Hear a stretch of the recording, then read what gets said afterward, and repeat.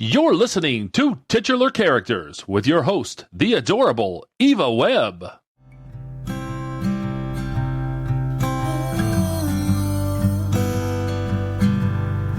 Let's talk nerdy things like comic books and superheroes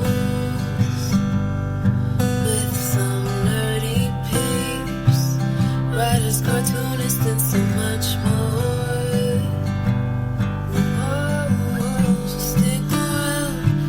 Some fun with the lovely and adorable Eva Webb.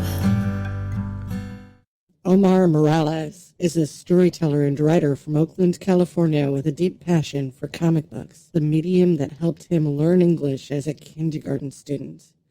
His original stories include CruZader, Agent of the Vatican, mooon-girl, and Major Thomás, featured in the MAñANA Anthology and funded on Kickstarter in 2020. CruZader earned the Guinness Book of World Records record for largest comic book ever published in 2014 and is on display at Jay and Silent Bob's Secret Stash in Red Bank, New Jersey. And today, we're talking to him about all of it. How are you, Omar? I'm great. Beautiful weather here in the East Bay and no complaints. How are you? I'm loving life. So a little birdie told me that you've got a really exciting title with Scout Comics. What is it? Yeah, it's based on a public domain character called mooon-girl, which I had done a few years ago as a short story for an anthology that was full of golden age public domain heroes that everybody had forgotten about, and we kind of had dusted them off and refreshed them with new stories. And so I took that 10-page story and made it into like an 88-page graphic novel, which I kickstarted and had a lot of fun doing. And then I took it to Scout because I know that Scout is super amenable to creators doing their own projects on Kickstarter first, right? To kind of wet the whistle of the community of collectors and buyers, and then coming to Scout to kind of give it a second life and to give it like a broader audience through mainstream distribution, through Diamond out into comic book stores. And so when I was doing the Kickstarter, I had met Charlie Stickney, who's now the publisher at Scout. At the time, he wasn't. And he and I had cross-promoted our books back in the day. He had a title called White Ash, and I had, the mooon-girl graphic novel, and we cross-promoted. So fast forward a few years later, I pitched the book to Scout. They said, yeah, we'd like to do this as single issues and then a trade after that. The only, ask that they had of me was to change the title, mooon-girl, to the lunar-ladies. They didn't want to create any confusion with Marvel's version of mooon-girl. And there's been several versions of mooon-girl over the decades, right? In the 1940s, it was from EC Comics. And like I think it was the 2000s, Red 5 Comics did a version of her. Now Marvel has a version of her, and now there's mine. So they said, as not to create confusion, let's put a new title on the book. So we did. We're calling it the Lunar-Ladies. And it's going to be a 3-issue miniseries with some amazing cover art by a variety of artists who are just awesome people and tremendous artists. And so that's what's different about the Scout version is it's offered as single issue serialized, which nice. I didn't have before. When I did the Kickstarter, I did a graphic novel because that's how I like to offer my stories to readers when I publish them, is like all or nothing, right? Like here's the whole kit and caboodle. Here's the full story arc where you don't have to wait a month to read the next issue. You can have it all in one shot up front. But Scout wanted to do it serialized, and I thought, okay, this should be kind of neat and interesting and very different for me. I've never attempted to do a serialized type of book before, and so here we are. People can pre-order it to their local comic shop now with order code May 211676, and hope people dig it and buy issues 2 and 3. Nice. How'd it feel to To look at your first variant covers? Was that a thing? Did that feel like a real accomplishment? Yeah, a good friend of mine who's here in the Bay Area, Matt Harding, did. He did the cover for issue number 3, and then when I had a need for a variant cover for issue number 1, I turned to him again and said, "Hey, how would you like to do a variant? I don't have a variant that features or I don't have any covers that feature the villain, right? I've got all the heroes on the front of 1, 2, and 3, as well as the trade paperback version, but I really don't have anything featuring the antagonist or the villain." I said, "How would you like to do a villain variant for me?" And he was like, "Yeah, love it." And he was already familiar with the story, having published the anthology where my version of Moon Girl first showed up. So he did his own interpretation of the villain and banged out a variant cover for me, which looks fantastic. I think Scout's going to offer it in like black and white as well as full color. And I highly encourage people to check it out and maybe even order a variant to their local shop. It's a fantastic cover. Is there a particular emotional place you like to work from? Where do you find your zen? My zen really comes from the age-old question that has plagued humanity forever. Like, who are we? Where do we come from?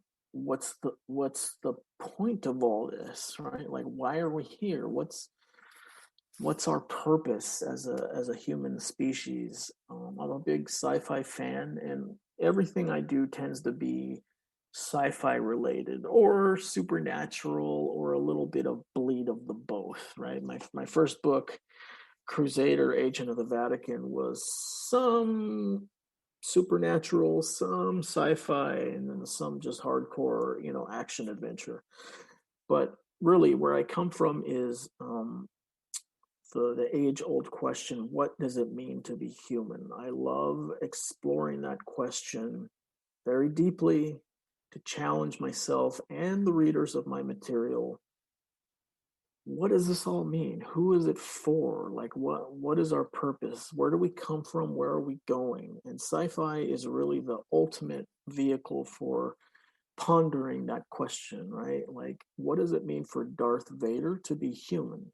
He's half robot, and he loses his humanity, and he doesn't get it back until he turns back into a good guy at the end of Return of the Jedi, and takes his mask off and allows himself to die by breathing regular air for the first time in decades.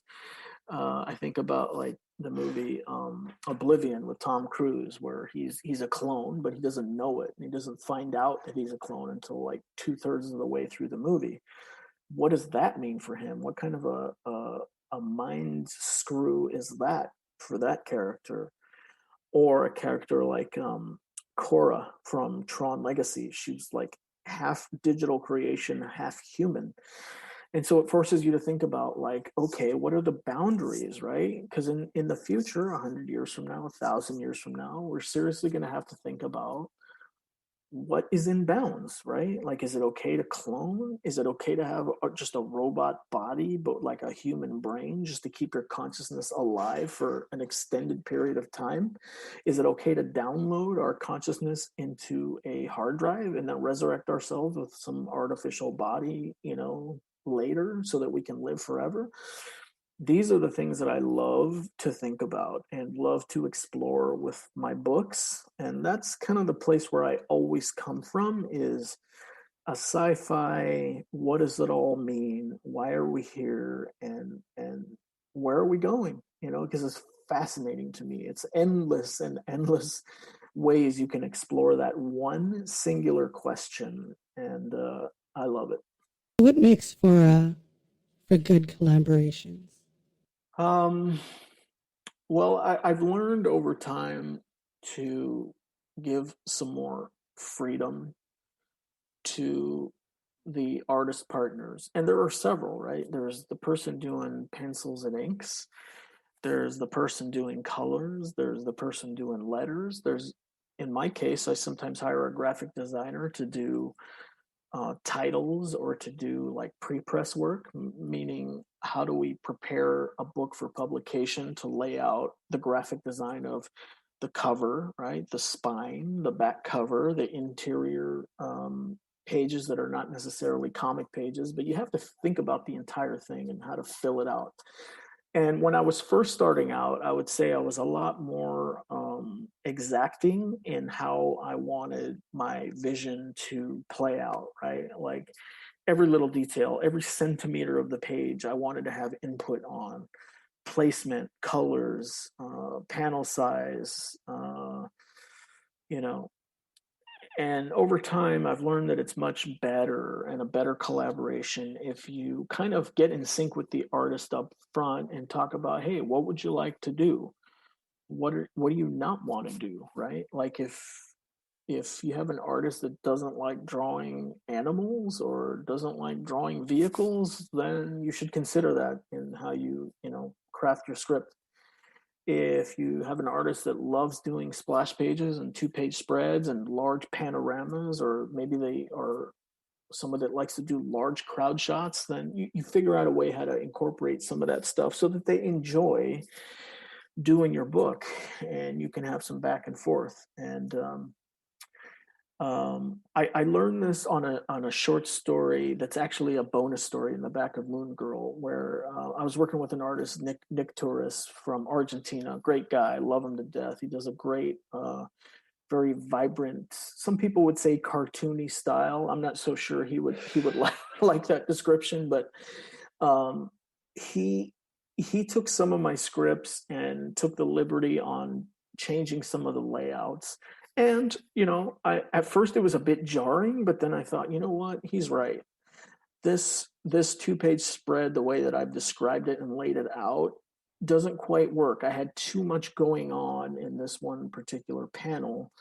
He changed it and made it from a vertical panel to a bunch of smaller horizontal panels, which allowed the 2-page spread to breathe more and spread itself out more. And it worked. It worked better than what I had in my head. And so I learned right there. I was like, okay, I'm not going to fight this. I'm not going to ask him to do it over. What he did actually improved the storytelling here. And so, you know, when you're first starting out, you kind of don't get that, right? You want to have full control and you want to have people do exactly as what you have in your head. But sometimes, you know, it's better to give them some freedom and some looser guidelines to explore, because they could end up doing, you know, a better interpretation of what you had in mind. So I think that's what makes for a good collaboration. Do you think a lot about optimizing for paper versus digital, or just writing for the different mediums, or is there a big difference to you? No, not really. You know, comics these days translate very easily into digital mediums, right? So the same book that I'm offering printed through Diamond is the exact same book I'm offering to Comixology or through Amazon Kindle or Madefire, which, rest in peace, Madefire. They recently closed their doors as a digital comics distributor. But you know, the only difference really is in the master file, right? So the master file that goes to a printer is much different, obviously, than a master file that you send to Comixology. The master file for Comixology is very readable. It's just a PDF, right? It's you know, as it is uploaded to Comixology is exactly how it plays out on your digital screen. You know, the master file for a printer has got, you know, crop lines and safety zones, and like it's very technical looking, and you have like 4 pages on a single sheet, so to speak. So it, you know, it looks very different, but it's very easily translated, right? This is why I hire a pre-press guy that I'll tell him, hey, I want you to do the printer version, but I also want you to do me a PDF for digital, and it's you know, it's very easy and fast work for them. So I don't mess around with those vertical style comics, right? I know there's very it's Like very popular webtoons? these days. Yeah. Yeah, where you have these websites or apps where the comics are read vertically, you know, as you would scroll up and down, north and south on a phone. and each panel, is like its own page, so to speak. And so I don't do those types of books. I never have. I might try it someday. I know my daughter reads a lot of those comics in that fashion, and she loves it. It's free. The stories are free to read. Of course, there's advertising. That's how the creators and the website make money. So that's the only thing that would be different for me is, figuring out how to do, how to do a vertical style scrolling book that has ads, built into it, as opposed to a traditional comic where you've got multiple panels on a page and you kind of go at your own pace with how you scan visually from left to right, from top to bottom. I've also never done manga, which reads backwards, right? It goes from right to left, and then you turn the pages, going the opposite direction.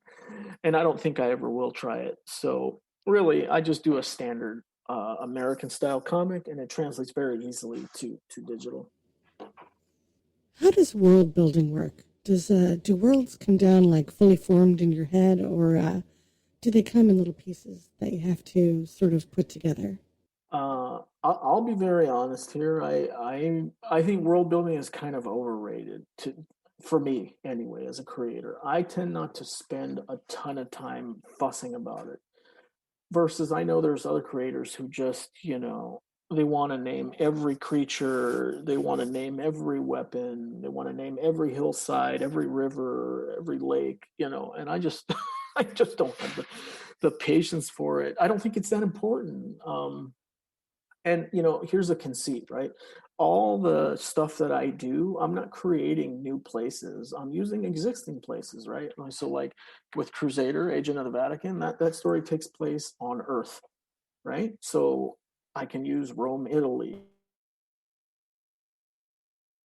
I can use New Orleans, Louisiana, and I don't have to do a ton of inventing. New Orleans, Louisiana is a fantastic place that has tremendous architecture, and I don't have to reinvent anything. Moon-girl takes place on the moon and then on Earth, prehistoric Earth. The only thing I had to invent for Moon-girl is what does a high-tech utopian all-female society look like underneath the surface of the moon? It's an underground society. Oh, nice. So I borrowed a lot from 1960s retro sci-fi, they call it, right? Where in the 60s they had all these futuristic drawings like the Jetsons of what future would look like. And so I just did a lot of Pinterest kind of research on how the 1960s hand painted drawings of the future and would look like. And so I collected up a file of, maybe 15, 20 different images. And I shared those with the artist Joel and the colorist Paula and said, hey, you draw on these for inspiration for what this retro sci-fi future from a million years ago underneath the surface of the moon would look like. So flying cars and high-speed trains and things of that nature. And they did a great job with it. But I gave them pretty much carte blanche to figure out what that would look like. I didn't want to interfere too much outside of flying cars and high-speed bullet trains, go crazy. A book I'm working on now, Major Thomás, which is like my opus, like my absolute passion project, takes place on Earth and in outer space. But I used real planets, right? I used Kepler 452b, which is quote unquote the second Earth. Like supposedly it's got the right temperature and water and atmosphere that could sustain humanity. And then this other planet called Wolf 1061c, which is another planet that supposedly has the right mix of ingredients. And I did research on those and what they look like, or supposedly what they look like. And I used those as the backdrop to my story, but I didn't spend a ton of time figuring out what does gravity work like on these planets. I'm just assuming it works the same as it works here on Earth, right? What does air or oxygen work like? I just assumed it works the same. You know what I mean? And some people might say, "Oh, that's lazy," but honestly, I'd rather spend more time working on the characters and the emotions and the interactions, right? Like, what does it mean for a human to interact with AI robots and aliens, and what happens when all three of those two different types of entities come together, right? Rather than figuring out what is this frog's name on planet Kepler 452b. I don't care what that frog's name. It's a little background element. So that's kind of my approach, or I guess you could say non-approach to to world building.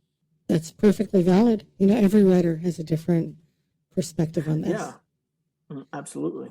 And it's all So, good, right? If somebody wants to yeah. spend time naming frogs, go for it. His name will be Joe Bob. Okay, so how much? What kind of? I guess the next question would be like, would you say you're a very descriptive writer, or do you leave a lot up to the artist's imagination?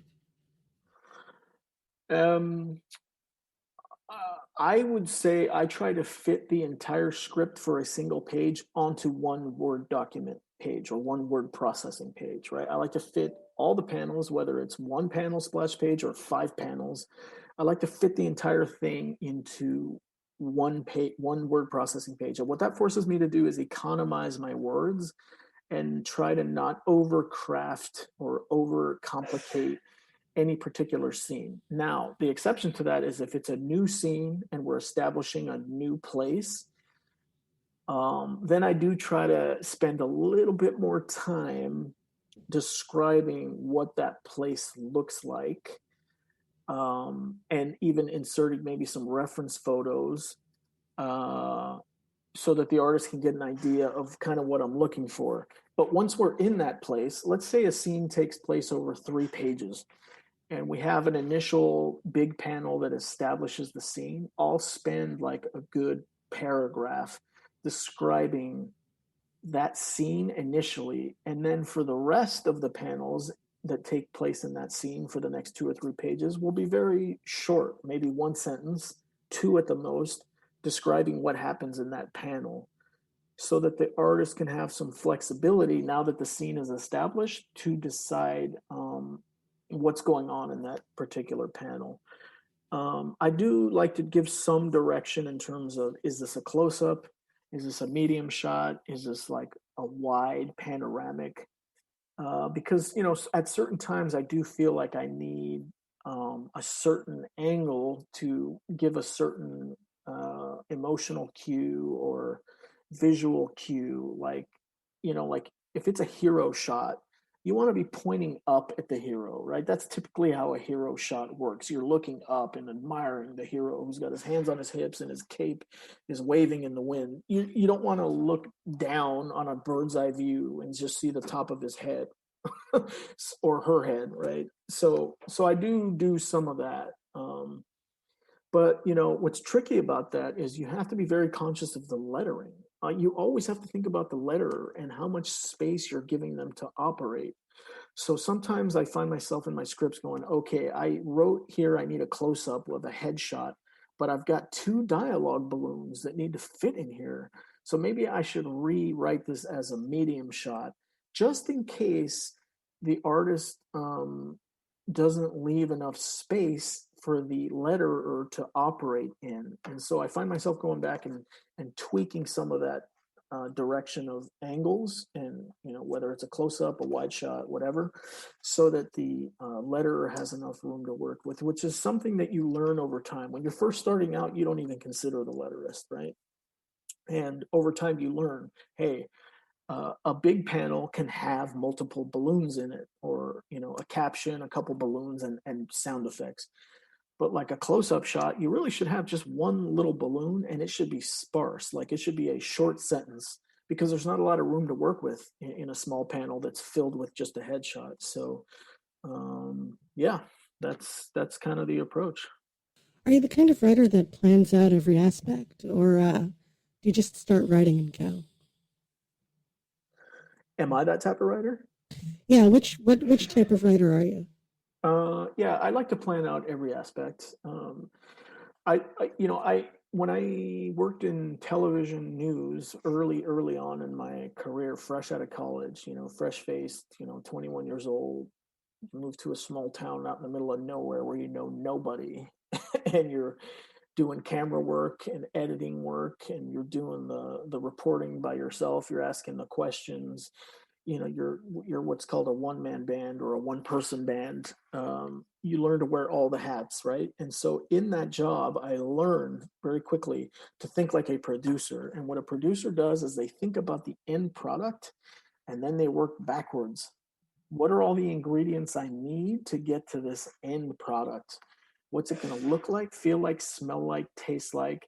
Okay, I've got this clear vision in my head of what the whole thing should look like. Now I've got to go out and piece it together. I've got to shoot the right footage. I've got to ask the right questions. I got to frame things the right way. I've got to think about natural sound, right? Does this piece need natural sound? Do I need like the flowing sounds of a river in the background? Do I need to hear airplanes flying overhead? Do I need, that kind of stuff? And so I learned in that job how to visualize something entirely and then work backwards. So, and this, to me includes everything to the title logo, to your company logo, to, where do I want the barcode on the back? Do I want it on the bottom? Do I want it on the top? Where do I want my website? Where do I want, if this is a PG-13 book or is this for mature readers? Where do I want the my company page, that has all the legal kind of the little boilerplate with all the tiny print, and where do I want the ISBN number? Where do I want to credit the creative team? Do I want some concept art up front, or do I want that all in the back? If I'm going to do a Kickstarter and I'm going to do a thank you page for all the backers, where do I want that? Do I want that in the back? Do I want that in the front? So you think about all these things, right? And then the story, obviously, you've got to think about every single page. How long does the story need to be? Is it a 100-pager? Is it a 150-pager? Is it a 22-page one-shot? Is it a 10-page anthology story? How quickly do I need to tell the story? Do I have room to breathe? All that stuff. I tend to think about all of it, right? I have a spreadsheet that I use for, pagination. And that's where I map out from page 1 to page 100 and whatever, what happens on each page. Where do I have my page turn reveals? Where do I have my splash pages? Where do I have my 2-page spreads, to make sure that everything lines up? Because the last thing you want to do is go to print and then it's like, uh-oh, these pages don't line up, right? This doesn't work, right? You've screwed up where you put in the spreads or the splash pages to where, it doesn't line up correctly. The first time I actually printed a book, it was a 22-page one-shot that I did at a local printer that I worked at in college. They screwed it up, and somehow the back half of the book was in the front, and the front half of the book was in the back. So I said, hey, guys, you're going to have to redo this and unstaple all these and then put them in the right order and restaple them. So it's much more than just story and art. It's pacing, layout, design, look and feel, right? It's a product, right? It's got a barcode on the back and a price. You have to think about emotionally, what do I want the person who's buying this book to feel when they pick up a hardcover laminated book that's got a nice soft finish on it, right? Because a laminated book has that nice softness, like it's almost like a waxy type of feel to it. What do I want on the front cover? What do I want on the back cover? What do I want the first thing for them to see when they flip it open? Is it a company page with a boilerplate, or is it some cool concept art? So yeah, I think about everything. And then also how do these elements and how do these assets help me market the book? That's covers, that's variant covers, that's trade paperback covers. When you're doing this stuff, you want as many assets as you can get your hands on to help you push the book out on social media, on your website, etc. So yeah, I'm incredibly thorough, and I'm a one-person company, so I don't have anybody helping me. I have to think about it all myself, and that's from the business end to the art end to the story end to the advertising end. Like I'm a full service solution for myself, I guess you could say. So I guess that leads into the next question fairly well. Is the reality of working in comics different than you thought it would be? Um, hmm, Great question. I guess anybody starting out who has a whim to make their own comic probably doesn't realize how hard it is, just technically, right? Just technically, the challenge of making a comic. Because for me, right, I don't draw, I only write. So I've got to contract people, which means, negotiation, which means I got to draw up contracts and honor them and pay them a page rate that's fair, which is their preferred page rate. um so all that stuff is hard, right? You learn all this stuff on the fly, and then you get to the place where, okay, maybe you've completed a book. Maybe it's 22 pages, maybe it's 40 pages, 100 pages, however many pages it is. Now it's like, okay, now what do I do with this thing, right? Like, how do I sell it? How do I market it? How do I get people excited about it? Do I go to Kickstarter? Do I go to Indiegogo? What's the difference between the two? Do I try to pitch it to a publisher?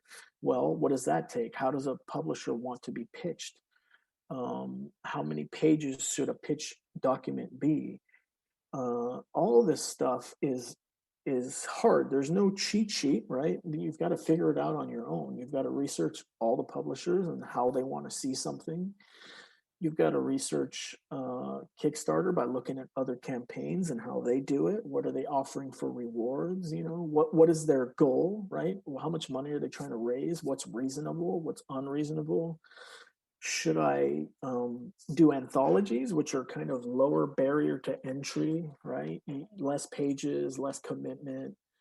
You're marketing as a team, right? Everybody in the anthology is pulling together, pooling their audiences to try to push this book, which I highly recommend, by the way. If you're thinking about doing comics, anthologies are a great way to get your foot in the door at a low barrier of entry, lower cost, lower commitment, and then you have kind of a little community that helps push the anthology together and create momentum on social media, Kickstarter, etc. And then that's where I like to test concepts too. Is you start with a short story, and if people like it and they respond to it, oh, I can maybe do a mini series or maybe a full graphic novel. So, is it harder than I thought it would be? Yes, and that is probably 100% true of any single comics creator that has ever walked the earth. Because even if you're a big name person who's been doing it forever, I'm sure that it's difficult to work for mega companies like Warner Brothers or Disney, because you have to lose some control of the story so that it interconnects with other stories, and you're not breaking continuity, or you're not breaking any corporate rules about you know how they want to portray the characters. And so, whether you're an indie person with full creative control of your own property and you're learning, or you're an established vet who's doing, corporate comics, there's different challenges to both sides of the equation and everything in between. So, yeah, it's not easy. And people, when they ask my advice, I say, hey, there's only one piece of advice I'm qualified to give, and that's don't quit. That's the only advice I ever give. Is if you really want to do this, don't quit, because it's hard and you will feel like quitting a million times over. um, I once had a crooked printer rip me off and take my about my deposit, and just wouldn't give it back. Wow. Those are some lumps you have to take along the way and learn. It's hard lessons when you're first starting out. So how do you, or rather, do you have a thought on how to approach diversity and representation with your work? Well, that's natural for me, because I'm coming from a place as a first generation minority. My parents are from Mexico. I didn't learn English uh, growing up in the home until kindergarten, and I learned English by reading comics and watching Spider-Man 1966 reruns. And so I'm always trying to be very conscious of what does it look like when I ride the bus or get on an airplane or go to a shopping mall. I think about how diverse because I live in the Bay Area, right? So it's diverse. We have everything here. We have Hispanics, we have Asians, we have African Americans. Of course, we have white folks, but you have Middle Eastern folks, you have Jewish folks, you have everybody, right? It's everybody kind of all mixed in together. And so, what does it look like when I ride the BART train? You have old people, you have young people, you have every color, you have every shape, you have all types of lifestyle preferences, right? You have, straight people, transgender people, gay people, bi people, people that don't want to associate with any of it, and they just want to be a human being. Cool, awesome. That's what I grew up with. So it's very easy for me, I think, to translate that into my stories. I just think about, what does it look like when I go to the airport? When I go to the Oakland airport and I fly out somewhere, it's a wide swath of people on the bus, on the BART train, at the shopping mall, whatever. I mean, I live here in a pretty affluent, lily white suburb, but still, it has diversity. I don't have to go very far to see diversity, right? My next door neighbor is an Indian family. Sure. Two doors down is an African American family, right? One, yeah. It's. I just try to reflect the world that I see out in front of my front door every single day. So it's natural for me, and I don't feel like I have to work too hard at it. So, like with the Moon-Girl book, we have the main character, Moon-Girl, who styles herself in a very Asian way. Her headdress and her manner is very Asian. And she has a redhead mom, a blonde mom. Then there's like a French Creole character. There's a Latina scientist. There's a mad scientist who's a redhead, freckle-faced lady. And it all came very natural to me. I didn't put it this way. I didn't have to think about it and say, okay, I need a quota here. I need one of each of these types of people. It just kind of happened organically. Nice. So how after multiple projects, do you keep your stories fresh and memorable? Well, they're so far, and I've only done like a handful of books, right? But they're all very different, right? So CruZader was like a rated R, very adult book, adult content, violence, sexual themes, even some darker themes like priest molestation, which is something that I attack head on in the book. And then you had Moon-Girl, which is a very bubblegummy Buck Rogers, old style fashion, golden age, ray guns and laser rays, PG rated. I wrote it for my kids, really, because my first book, CruZader, I don't allow them to read. It's too adult for them. So with Moon-Girl, I wanted something that was accessible to them. So, like, I wrote it for kids 10 and up. The project I'm working on now, Major Thomás, is like, I would say young adult, like PG-13, age range 13 to 30. So doing different audience types of books forces me to keep things fresh and keep things different.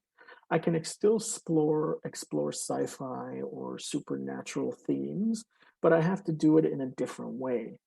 I have to do it in a way that's accessible to that particular age group.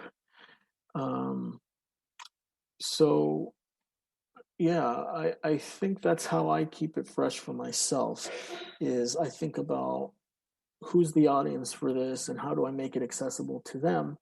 Like most recently, I did an anthology project with a good friend of mine, Ramon Govea, and he has this hardcore sci-fi franchise called Menagerie.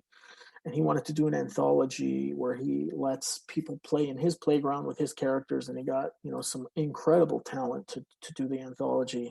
Some really big name folks, people that write for like DC and Marvel, as well as some other well-known publishers.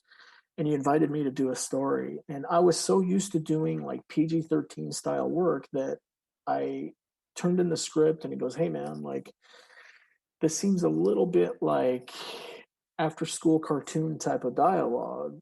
And I had to take a step back. I was like, okay, yeah, you're right. I'm used to writing at kind of a PG-13 level. So you want me to turn this up a notch and go like more rated R, a little bit more edgy, a little bit more for adult?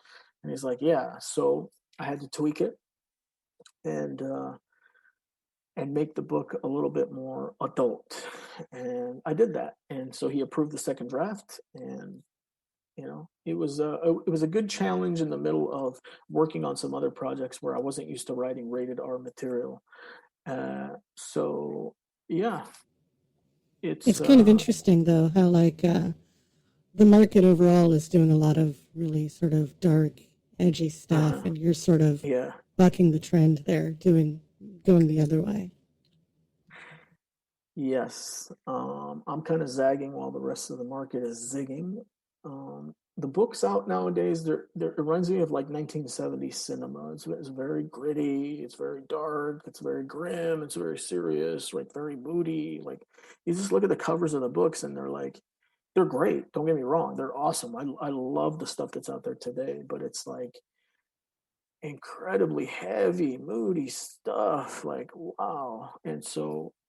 Um, Kind of going a slightly different way with my books, right? So mooon-girl, we talked about, or the lunar-ladies actually now, Scout Comics, is super PG, right? It's like very accessible to anybody 10 and up. My next project, my passion project, Major Thomás, is I would call it PG-13 young adult. And it's a little bit lighter, a little bit more accessible. But you know what? Spider-Man is light and accessible. Spider-Man is a high school drama, you know. Invincible is rated R, but at its core, it's a high school drama about a high school kid doing high school things and exploring what it means to be a teenage boy in love with a teenage girl. Now it's got a lot of blood and guts and some violent themes and some swear words. True. But at its core, it's I think still very accessible to a high school student as well as an adult.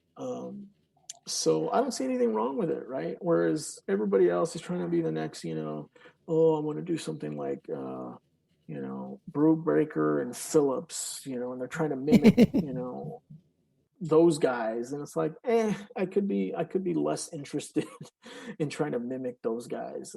I want to do something a little different, right? A little bit of a zag where everybody else is zigging. And is that going to sell 1 million copies? Maybe not, but that's okay. That's okay. I don't care. You know what I love more than anything is when I get a reader that gives me feedback and they go, man, I totally connected with this. Like, I love this. This is so refreshing. It's so different. And I'm like, bingo, there it is. Different, right? Unique. It's not parroting what everybody else is trying to do. I mean, for crying out loud, my first story was about a Catholic superhero that wears a monk robe and uses the spear of Christ as his supernatural weapon, right? Like, of course, now there's like a ton of properties out there that are out there like that, like Warrior Nun, right? That one actually came out way before mine. I just wasn't aware of it, but I was so happy when that came out to Netflix because I was like, yeah, that's cool. That's exactly the vibe of my first book, CruZader. So, Omar, we are heading up against the closing segment of the show. Are you ready for the fun part? Yeah, let's do it. Sweet. Let me just pull that up here.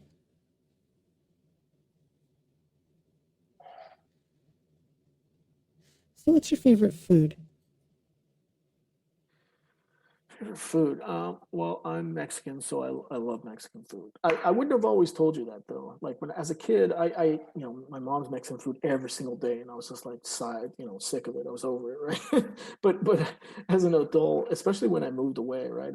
I moved to Texas for a year, and then I moved to Nevada for a year, and I couldn't really get. I mean, in Texas, you can get Tex-Mex, right? And then Nevada, it's close enough to California where you can get some decent Mexican food. But that's where I was like, man, I really miss good, authentic Mexican food. And here in the Bay Area, man, it's all over the place. So when and my wife, she's not Mexican, but she loves Mexican food too. So I would say that is by far and away our favorite. If we do our pizza every Friday night, but yeah. beans, rice, tortillas, and meat is my preferred. And if it's spicy, right? And you know, my Sweet. palate changed over the years. As a kid, I wasn't into salsa or spicy at all. But as I grew older, right, I grew to love it and crave it. So I think my genes are just kicking in as I get older. I love spicy food. So would you say you're a cat person or a dog person? I am a neither person. Really? I didn't have any pets growing up. I had goldfish that died. But yeah, my parents were not pet people. I am not a pet person. My household now with my wife and kids, we don't have pets. We do have these stray cats that we've kind of adopted. To my chagrin, we have a running and hiking trail across the street from our house, and it attracts stray cats, and it's like a thing. Anyway, so we had these two in particular that my wife started feeding one day, and they just kept coming back every day, and they never stopped. So we feed them every day. So now my grocery bill has to have cat food in it, which I have, Of course. never thought about or budgeted for ever. And we have a little cat bowl outside that holds the food. We even have a little cat house for when it's cold or raining and they can go inside and huddle themselves up. And I never in a million years would have imagined any of these things as being part of my household. Well, I guess they're not inside, they're in the front yard, but one of them did pass away recently. And so now we're down to just one that hangs out outside and wants to be fed every day. And so that's about as far as I go with pets.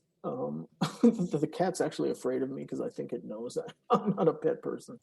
But yeah, not a dog person, not a cat. If I could pick one animal that I love, it's a Wolverine. I love There you the go. animal, the Wolverine. I'm a hardcore Michigan Wolverines fan, and I love the character Wolverine from X-Men. So yeah, that's my spirit animal. There you go. What's the best swear word?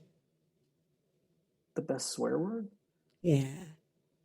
I love Spanish swear words because they're so Nice. adaptable. Um, they're open to interpretation, like I love the phrase "Yo soy el más chingón," right? What does that really mean? Well, it could mean a bunch of things. Like it could mean I am the mother effer. It could mean I'm a badass. It could mean, you know, uh, it could mean I'm an a-hole you don't want to mess with. I mean, it's it's open to interpretation. Uh, yeah, I love the Spanish language swear words. I do. I do. Those are the ones that kind of are easiest for me to spit out of my mouth, because my Spanish at times has been very rusty over the years. I've had to work at it, to get good at it. But the swear words always come very quickly, Oh very yeah. top of mind. Yeah. Um, so yeah, I guess my favorite swear word is chinga or chingon or all the variations of chinga. Perfect. What inspires you? What inspires it? I think it goes back to that question, what does it mean to be human? It's like sometimes I start out at night, on my hands and knees praying to God in a very traditional kind of Catholic sense, but then it morphs into this like cosmic, metaphysical, spiritual, universal type of, I don't know what you call it, meditation, energy, uh, different plane of existence, if you will. Like, I remember one time I had this very strange sensation where I was like napping, like in a late evening, like it was like 7 or 8 o'clock at night, and I was just dead tired. And I went upstairs and I just like was taking a nap on my bed. And I woke up and like I felt like there was all this energy and information that was downloading into my brain at like a million gigabits per fraction of a second. It was weird, man. I was like, what is going on here? I feel like my brain is opened up to some strange portal where all this information is just like loading into my head in a matter of seconds. And maybe I was dreaming it, right? Maybe it wasn't even real, but still, it's still such a vibrant memory that I have because what came out of it was I snapped out of it finally. It was like being in like a super intense coma for like a few seconds. And I remember coming out of it thinking, because I'm a guy who's always in a hurry and is always managing my life down to the second, down to the minute, right? Like my calendar runs my life, and I'm always like super fastidious about being on time, being punctual, starting things on time, ending things on time. You know, like I know exactly how much time I need before I work out. Like, here's how much time I need to get dressed. Here's how much time I need to warm up. Here's how much time I need to drink water. Here's how much time I need to go to the bathroom right before I start. Like, I am just meticulous about, I'm almost militant in that way. But I came out of this like hyper weird meditation or whatever it was, thinking time is just a construct. Like, time is not real. There's no such thing as time. Time is simultaneous. It's just the way that our human brains interpret the passing of time that makes us feel like we're trapped in this like clock that's always ticking, but in fact, it's not real. The moment of my birth, the moment of my death, they're simultaneous, and everything that happens in between is all simultaneous, but we're only observing it like a movie, right? Like one frame at a time going through a projector. And I had this clarity. Now, I would love to say that I live my life very loosely and I don't care about time, but I do. I'm just a creature of habit. But um, yeah, I just sometimes my brain goes to these really deep, deep, deep places, and I love it. I enjoy it, and that's what inspires me, is to consider thinking about what else is out there, what other dimensions are out there, space, time, the infinite universe. Are there other universes? Are there multiverses? Like, in some ways, I'm really looking forward to the moment of death, because I really do feel like I will be able to explore all of that in an instant. It'll all be just there, ready to be understood in a way that I can never comprehend in this kind of human shell. So that okay. So did I read this one already? What brings you joy? Can you repeat that? I'm sorry, I didn't quite hear you. Where do you find joy? Oh, certainly with my kids, you know, just watching them be born, watching them grow up, watching them learn, brings me tremendous joy and satisfaction. Laughter, uh, connecting with people on a really like meaningful level brings me joy, right? Because like in a corporate world, and you know, just like most indie comics guys, I have a day job. It's super hard to connect with people. Everything's very, you know, very surface, very selfish, right? Everybody's out for themselves and wants to get their things done, and they don't really have empathy. They just care about wanting to get their thing done. And, you know, you fall into that trap as well. And you want to, you know, um, do what's expected of you so that you can make your goals and get your bonus, or you know, get your promotion, whatever. And it becomes very kind of robotic, like, almost, right? Like the company wants you to be this machine that puts out perfect output and, you know, is efficient and creates profit for the company in a very efficient way, yada yada yada. But it's all very, you know, it's not satisfying the way that laughter and looking somebody in the eyes, and even just enjoying like a quiet silence with, you know, somebody, right? Like, it's I find more joy in the soft, quiet moments of life, as opposed to, you know, oh, I'm here at this big stadium at a rock concert and I'm going to take a picture so I can put it on Instagram. Because then you're not even enjoying the concert. You're worried more about, like, how is this picture going to turn out? Is the framing right? Is the lighting right? You know, how is this going to translate to Instagram? Like, it's just doesn't mean Right. anything, right? Like, pay attention to the concert, enjoy the concert, like, feel the music. The artist is there for you, so you feel something, not this 2-second thing I'm going to put on Instagram and then I'm going to forget about it tomorrow because now I'm worried about what's the next picture I'm going to put, right? So I find joy in human connection that's genuine and is not held back by anything, right? It's not filtered. Um, it's not interpreted. It just is what it is, right? It's two human beings or more or multiple human beings just enjoying being alive, right? Enjoying a nice slice of pizza or a great tasting cocktail or whatever, and just letting your hair down. Like, I love Christmas season for this reason, because you get a week or two off of work and you can just be.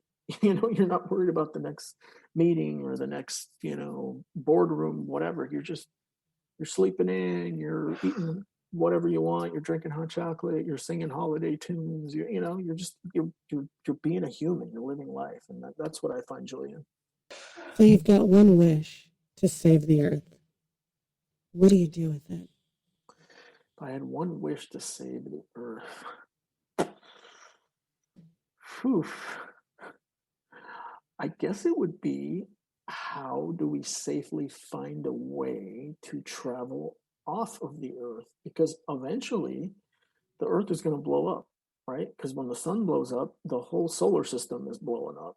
And so as a species, we have to figure out a safe way to travel light years through hyperspace to other places that are habitable and safe, that you can breathe the air and drink the water, and you can eat the animals, and eat the vegetables. And so Mother Earth, yes, it needs to be preserved and respected, and we need to do better with climate control and all that.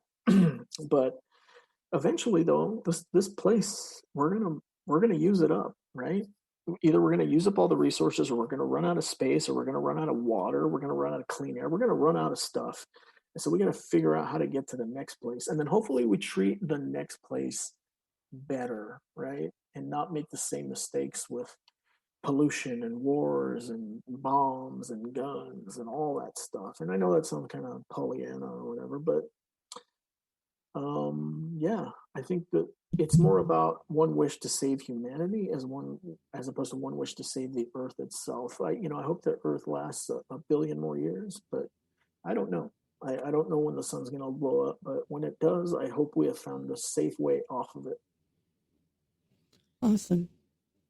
So what's next?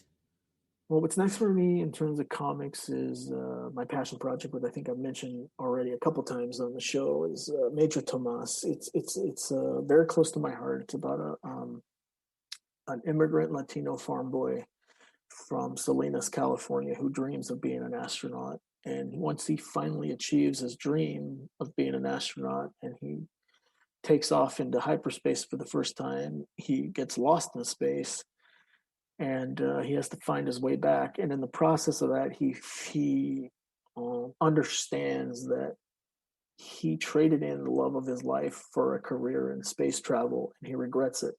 And he desperately wants to find a safe way back to Earth to get back to the woman he loves that he should have never left behind. So he grows up a lot through the process. So it's a coming of age hero's journey, very classic, Lost in Space stuff, but it's told from a very Mexican American perspective.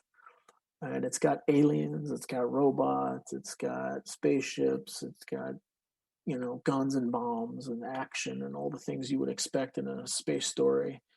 But it's very, very personal for me, and it's inspired by a real life astronaut, Jose Hernandez, who was himself an immigrant and a farm worker here in California in the Central Valley, who achieved his goal of becoming an astronaut. He tried 10 times and got rejected by NASA 10 times, but on the 11th try, he got in and became an astronaut. And when you're an astronaut, you're allowed to bring a few personal belongings up into space with you. And he brought an Oakland Raiders flag with him up into space, and he flew it up in space. And that touched my heart so much, because when you're a Raiders fan, it's a lifestyle, right? It is something that is in your blood. And that touched me very, very deeply. And I wanted to do a story that was inspired by him, but also very fantastic and very comic booky, right? With guns and bombs and explosions and spaceships and hyperspace travel and all the trimmings of a true sci-fi story. So that's what I'm working on. And Eva, I'm telling you, if this is the last comic I ever make, I will be happy and satisfied with what I've done with comics in my life. So yeah, that's what's next for me. That's awesome. Well, Omar, I just wanted to thank you for popping on my humble little podcast. You have just been such a gracious guest, and sorry about the technical problems earlier, but I really appreciate it, and it's just been amazing having you on our show.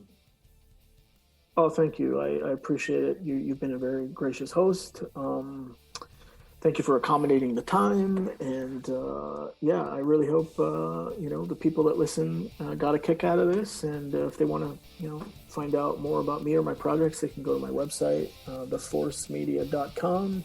It's got all the links to my social media, which right now it's all promoting the Lunar Ladies from Scout Comics, which you can pre-order right now. And yeah, I hope people that listen to the show hit me up, and I always follow back. So if somebody follows me, I'll follow them back, and I'm always happy to engage and interact with fellow creators, with people like yourself that have media shows, or just people that love comics. So I'm always down to talk about comics. And that's it, my babies. It's time to close the show. I wanted to thank you for being gorgeous, being valid, and living your best life. We couldn't do this show without you, and I appreciate you. This episode has been part of Batch 35. Oh, the show's Twitter profile, @TitularPod, is under new management this week, and I wanted to mention it. The profile is being run by my friend Sparky, an actual social media goblin who lives under my bed and works for cheese. Sparky's pronouns are they, them. Titular Characters is a show about the things we love. It's produced and hosted by the adorable Eva Webb. That's me. Opening theme by Antonia Marquis. Closing theme by Mikey Flash of Speed Force Music. The dreamy announcer guy is Donnie Underwood, and he's pretty awesome. So have you put much thought into supporting the show? There are tons of ways to do it. You can show your support by following me at Eva is Adorable on Twitter, leaving us a review at Apple Podcasts, CastBox, or Podchaser. And if you're feeling like you want to help out financially, you can visit us at buymeacoffee.com/Eva is Adorable, because I am. There you can donate as little as $1, and all proceeds go towards the costs of producing and hosting this show. Every little bit helps, and you are amazing for even considering it. Anyway, darlings, that's all we got. Join us next time for another death-defying adventure in cyberspace. Oh, and when you do, bring candy. Love yous.